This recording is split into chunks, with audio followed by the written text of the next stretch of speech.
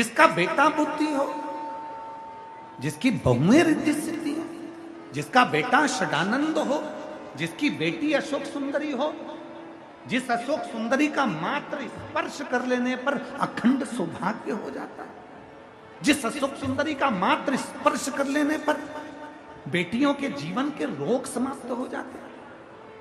मेरी जीजियों, आप लोग अगर शंकर जी के मंदिर में जाती हो, शिवलिंग पर जल चढ़ाती हो, वो जल जो बहकर नीचे की ओर जाता है, सामने राइट में गणेश, लेफ्ट में कार्तिक, बीच में एक मोटी सी लाइन होती है जहां से पानी बहकर जाता है।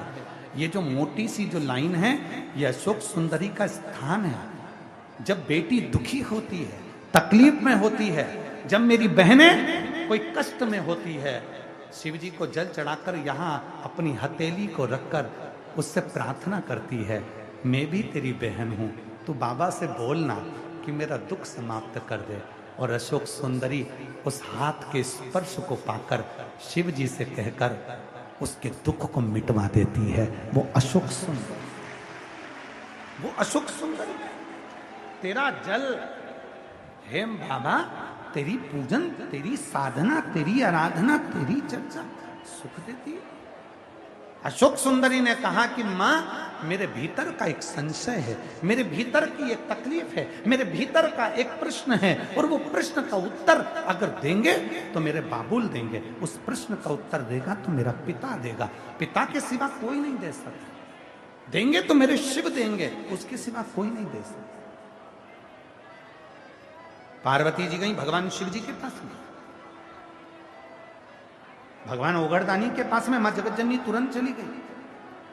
बाबा भोलेनाथ जी को निवेदन करा शंकर जी से, अशोक सुंदरी कोई प्रश्न करना चाहती है। अशोक सुंदरी के मन में कोई प्रश्न है। महाराज,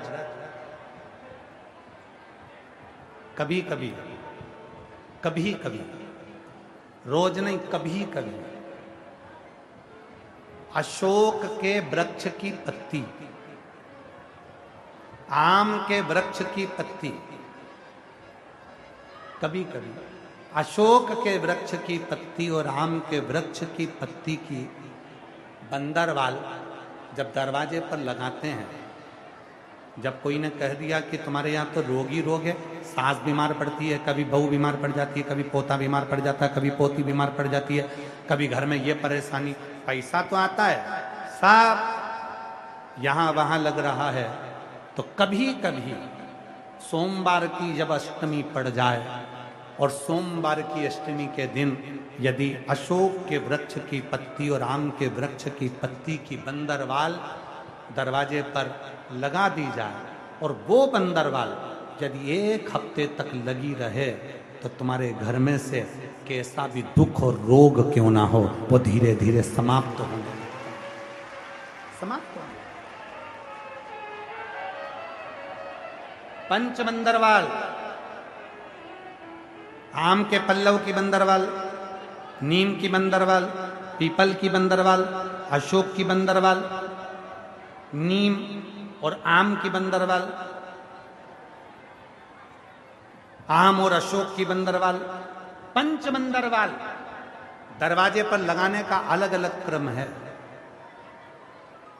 जब घर में बच्चा नहीं होता, 20-20 साल तक, 15-15 साल तक, 18-18 साल तक जब औलाद नहीं होती, 4 साल शादी के हो गए, 5 साल हो गए, दवाइयां भी ले रहे हैं, इलाज भी करवा रहे हैं, सब कुछ कर रहे हैं, फिर भी संतान नहीं हो रही, तब जब तुम्हारा मन कर जाए, तुम्हारी इच्छा कर जाए, तो पीपल का पत्ता और आम का पत्ता, इन दोनों की बंदरवाल प्रदोष के दिन अपने घर के दरवाजे पर बांधना चालू कर दो। एक प्रदोष से दूसरे प्रदोष तक वो बंदी रहना चाहिए, फिर वो ठंडी करो, दूसरे प्रदोष से तीसरे प्रदोष तक बंदी रहना चाहिए। ऐसा जब 4-5 प्रदोष तक वो बंदरवाल बदलती रहेगी, तो निश्चित है कि एक ना एक दिन मेरा भोले बाबा तुम्हारे दरवाजे पर संतान की प्राप्ति तुम्हारी गर्भ से जरूर करेगा। बंदरवाल में इतना बल होता है, बंदरवाल में इतना बल होता है। बंदर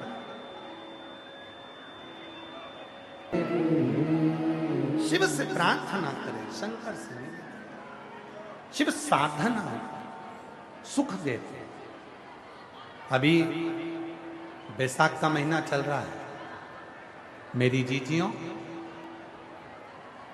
मिट्टी के पात्र का जल, मिट्टी के पात्र का जल, कोई मटकी हो, मटकी नहीं हो तो कोई दिया हो, कोई कुल्लड़ हो, उसमें जल भर कर रखो पूरी रात। सुबह उस जल को थोड़ा सा लेकर जाओ और शिव जी को समर्पित करो। गंगेश्वर महादेव का नाम ले। कौन से महादेव? गंगेश्वर। वो मिट्टी के पात्र का जल जब तुम शिव जी को चढ़ाओगी और उसी जल को कटोरी में झेल कर लेकर आओगी, उसी जल को जब तुम कटोरी में झेल कर लेकर आओगे, जिनकी आंखों में रोग हो जाता है, जिनकी आंखों में रोग हो जाता है, गंगेश्वर। बोल गंगेश्वर महादेव की जय। हर हर हर हर महादेव। गंगेश्वर महादेव के नाम से स्मरण किया। मेरा एक निवेदन, तेरी कृपा जब तक मांगा है भोलेनाथ से वरदान। तो मिट्टी का बर्तन यदि तुम्हारे पास नहीं है तो घर में अगर कोई दीपक भी हो, मिट्टी का दिया भी हो, मिट्टी का दिया, तो उसको पात्र में उसको डाल के रख दो। उसका भी जल यदि शिव जी को चढ़ाएंगे, मिट्टी खास तौर से जरूरी है, तो पात्र में उसको डाल के रख दो। उसका भी जल यदि शिव जी को चढ़ाएंगे, मिट्टी खास तौर से जरूरी है। मिट्टी के पात्र में जल भरा हो और वो जल शिव जी को समर्पित। वो जल मिट्टी का दिया में जल भर दो, या मिट्टी का कोई पात्र हो उसमें जल भर दो, वो जल काम कर दे। यही जल, ध्यान देना, जिस स्त्री, जिस पुरुष, जिस नारी, जिस बहन, जिस भाई की कंधे से लेकर नीचे कमर तक रीढ़ की हड्डी में अगर दर्द रहता है, सवेरे सवेरे आप उठते हो और उठने पर कमर में बहुत दर्द सा लगता है, तकलीफ सी लगती है और बहुत ज़्यादा कष्ट होता है, तो रीढ़ की पूरी हड्डी में अगर दर्द रहता है तो उसको स्मरण करना चाहिए। मिट्टी के, ये बैसाख के महीने में प्रदोष के दिन का उपाय है। बैसाख के महीने की कोई भी प्रदोष, दोनों प्रदोष में से किसी भी प्रदोष में, प्रदोष के एक दिन पहले रात्रि को मिट्टी के पात्र में एक दुर्वा, केवल एक दुर्वा और एक चावल का दाना जमीन पर रखें, उसी के ऊपर मिट्टी के पात्र को रखें और उसी के अंदर जल भर दें। वही दुर्वा, वही चावल का दाना प्रदोष के दिन लेकर जाएं, शिव जी को समर्पित करें। मिट्टी के पात्र में जो जल है वो शिव जी को समर्पित करें, गंगेश्वर महादेव का नाम लेकर। वो दुर्वा भी उठाकर लेकर आए, चावल भी उठाकर लेकर आए, चढ़ा हुआ जल भी लेकर आए। चावल को अगर प्रदोष का व्रत करते हो तो ना खाएं, केवल दुर्वा खा लें, चावल को दूसरे दिन खा लें। अगर प्रदोष का व्रत नहीं करते हो तो चावल पहले खाएं, फिर दुर्वा खाएं, और रात्रि को सोने से पहले वो जल थोड़ा सा आचमन करें। उसी जल को डब्बी में भरकर रख लें। 7 दिन तक उसी जल को थोड़ा थोड़ा आचमन करते रहें। आप सवेरे सवेरे उठोगे तो आपकी ये कमर का पूरा दर्द अपने आप धीरे धीरे धीरे धीरे समाप्त होते चले। पर शिव जी का नाम स्मरण रखिएगा। कौन से महादेव? जम के बोलो जरा, गंगेश्वर महादेव। बोल गंगेश्वर महादेव की जय। गंगेश्वर महादेव का स्मरण, शिव की साथ, शिव की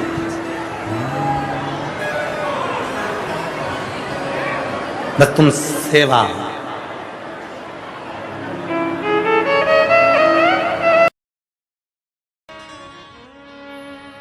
ओ बाबा रे तेरे बिना भी क्या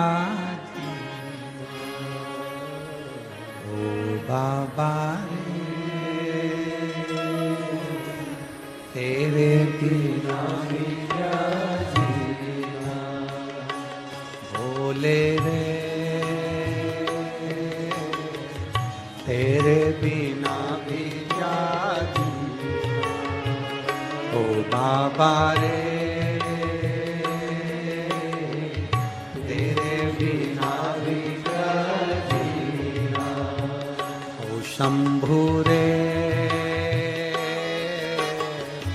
तेरे बिना भी क्या जीना, ओ शंभु रे तेरे बिना भी क्या जीना, फूलों में कलियों में सपनों की गलियों में, फूलों की गलियों में काशी की गलियों में, फूलों में कलियों में काशी की गलियों में, तेरे बिना कुछ कमी ना, तेरे बिना भी क्या जीना, ओ बाबा रे तेरे बिना भी क्या जीना, ओ शंभु रे तेरे बिना भी क्या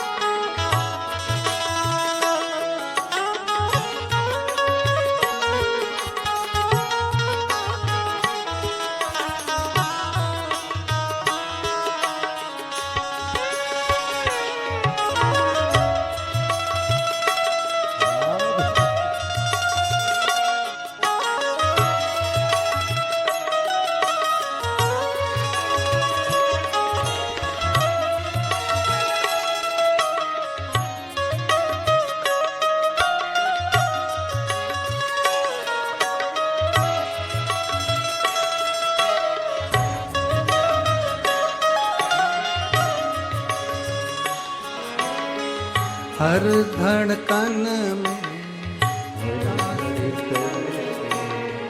प्यास है तेरी, सांसों में तेरी खुशबू, प्यास है तेरी, सांसों में तेरी खुशबू, इस धरती उस अंबर तक मेरी नजर में तू ही तू है, इस धरती से उस अंबर तक मेरी नजर में तू ही तू है। भजन ये छूटे ना तू मुझसे रूठे ना, भजन ये छूटे ना तू मुझसे रूठे ना, तेरे बिना भी क्या जीना, तेरे बिना भी क्या जीना, ओ भोले रे तेरे बिना भी क्या जीना, ओ तेरे बिना भी क्या जीना, ओ शंभू रे तेरे बिना भी क्या जीना। फूलों की कलियों में, काशी की गलियों में, फूलों की कलियों में, काशी की गलियों में, तेरे बिना कुछ कमीना,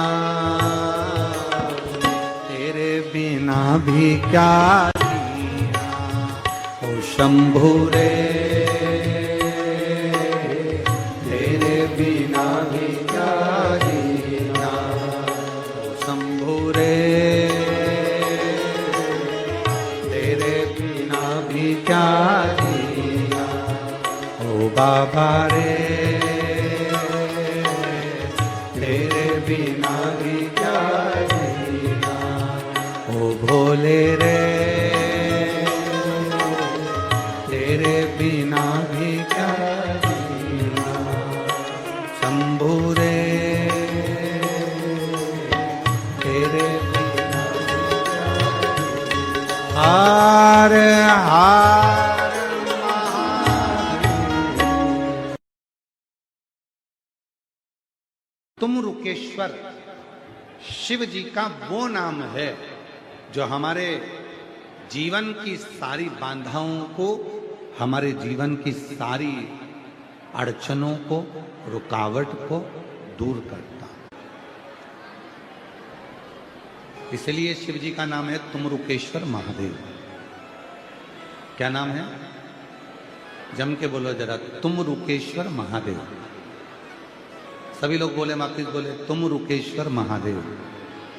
बोल तुमरुकेश्वर महादेव की। शिव जी का ये ऐसा नाम है, हम पहले भी कहे हैं, जिस नारी को बच्चा ना हो, गर्भ ना हो, 15 साल 18 साल 20 साल जिसके हो, हम जी के साथ, और कोई भी स्त्री जिसके 20-20 साल तक भी अगर औलाद ना हो, वो बाबा से अपने मन की बात कहे और उसके घर में संतान की प्राप्ति हो जाए। ये शिव तुमरुकेश्वर शिव जी का वो नाम है। यहां तक शास्त्र के अंदर अगर हम स्कंद पुराण को पढ़ें, लिंग पुराण को पढ़ें, आप शिव महापुराण का अध्ययन करें, गीता प्रेस गोरखपुर की शिव पुराण लाओ, स्कंद पुराण लाओ, लिंग पुराण लाओ, इन सारी पुराणों को लेकर अगर आप पढ़ेंगे तो उसमें आपको अध्ययन में मिलेगा कि तुमरुका जी भगवान शिव के ऐसे भक्त थे, भगवान शंकर के ऐसे उपासक थे कि जिस मार्ग से निकल कर जाते थे उस मार्ग को वो सुलभ करते हुए जाते थे, सुलभ करते हुए। कोई कहे गुरुजी हमारा इतना कर्जा हो गया, गुरुजी इतना कर्जा हो गया, गुरुदेव वो कर्जा समाप्ति नहीं हो रहा, हमारा पैसा विदेश में उलझ गया, हमारा पैसा किसी ने खा लिया, हमारा पैसा नहीं आ रहा, हम तो जगह जगह से कर्ज ले लेकर अपना कर्जा चुका रहे, वापिस कर्जे में डूबते जा रहे। हमारा निवेदन है शिव जी के मंदिर में भगवान शंकर को अगर आप जल चढ़ाने के लिए रोज जाते हो, प्रतिदिन जाते हो, आप जब शिव जी को जल चढ़ाते हो तो आप जल चढ़ाने के बाद अपने हाथ की ये 3 रेखाएं, ये 3 उंगलियां, अपने हाथ की ये 3 उंगलियां 3 स्थान पर स्पर्श करो। शिवलिंग का स्पर्श, जगत जननी दुर्गा भवानी अर्थात जिस पे शिवलिंग रखा हुआ है वो जलाधारी का स्पर्श, और तीसरा जैसे ये पानी चढ़ाने के बाद ये पानी यहां आता है और यहां से जो नीचे गिरता है, जितनी मोटाई शिवलिंग की जलाधारी की है उस जगह पर अपनी 3 उंगली का स्पर्श तुमरुकेश्वर महादेव के नाम से करो, और यही 3 उंगली लाकर अपने घर के दरवाजे पर स्पर्श करो। धीरे धीरे गया हुआ पैसा वापस आएगा और कर्जे से तुम मुक्त जरूर हो। जितनी अड़चने, जीवन की जितनी अड़चने हैं, ये तुमरुका जी के नाम का स्मरण करने से, तुमरुकेश्वर महादेव का स्मरण करने से छूट जाए। यहां तक जिनके ब्लॉकेज